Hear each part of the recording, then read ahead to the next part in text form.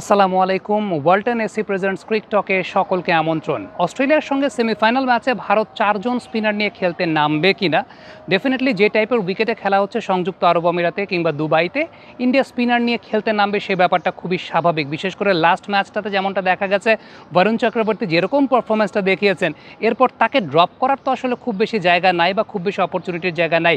এবং গৌতম গম্ভীর যে নেচারের কোচ, তিনি সবসময় রিস্ক নিতে ভালোবাসেন, তার মধ্যে ওই আউট অফ বক্স চিন্তাভাবনা করার জায়গাটা আছে।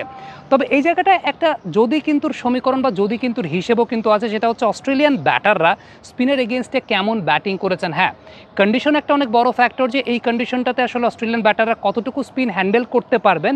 কিন্তু আপনি যদি গেল এক বছরের পরিসংখ্যানটা একটু পর্যালোচনা করেন, তাহলে দেখবেন যে অস্ট্রেলিয়ান ব্যাটাররা স্পিনের এগেনস্টে কেমন পারফর্ম করেছেন, সেখানে একটা মিশ্র প্রতিক্রিয়া আপনি পাবেন।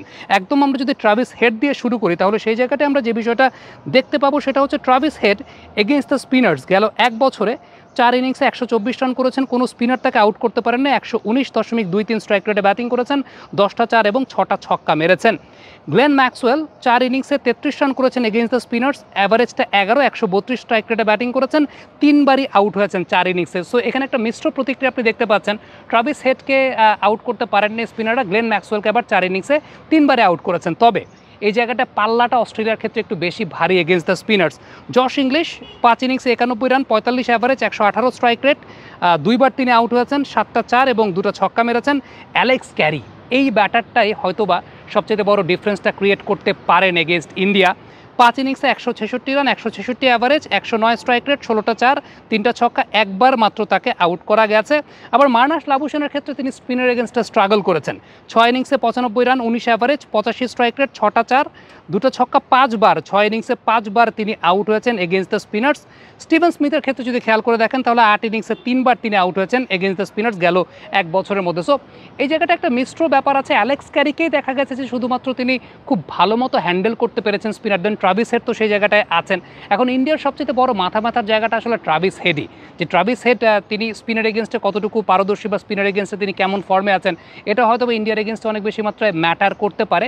একটা বিষয় একটু খেয়াল করে দেখবেন যে ট্রাভিস হেডকে আপনি সাম্প্রতিক সময়ের আইসিসির টুর্নামেন্টগুলোতে তার আউট হওয়ার রেশিওর জায়গাটা যদি দেখেন, তাহলে দেখবেন, আমরা যদি ভিডিওগুলো প্লে করে দেখাই, পেস বোলারদের এগেনস্টেই ট্রাভিস হেড আইসিসির টুর্নামেন্টে আউট হয়েছেন।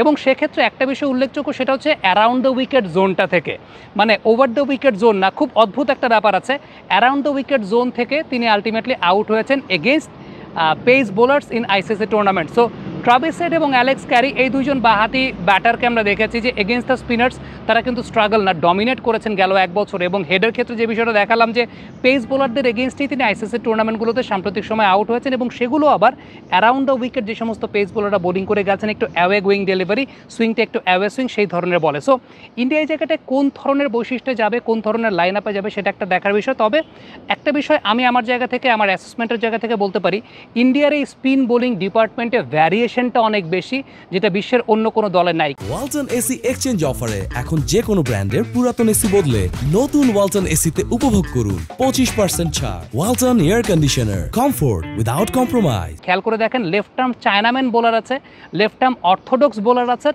আবার মিস্ট্রি বোলার আছেন বরুণ চক্রবর্তীর মতো, যিনি লেগ স্পিন করেন, গুগলি করেন, টপ স্পিন করেন, ওভার স্পিন করেন, সাইড স্পিন করেন, সবই করতে পারেন। সো আলটিমেটলি এই জায়গাটা খুবই ইম্পর্ট্যান্ট একটা বিষয়, যে ইন্ডিয়ার স্ট্রেংথ অনুযায়ী এই টাইপের কন্ডিশনে ইন্ডিয়া হয়তো বা 4 জন স্পিনার নিয়েই খেলতে পারে।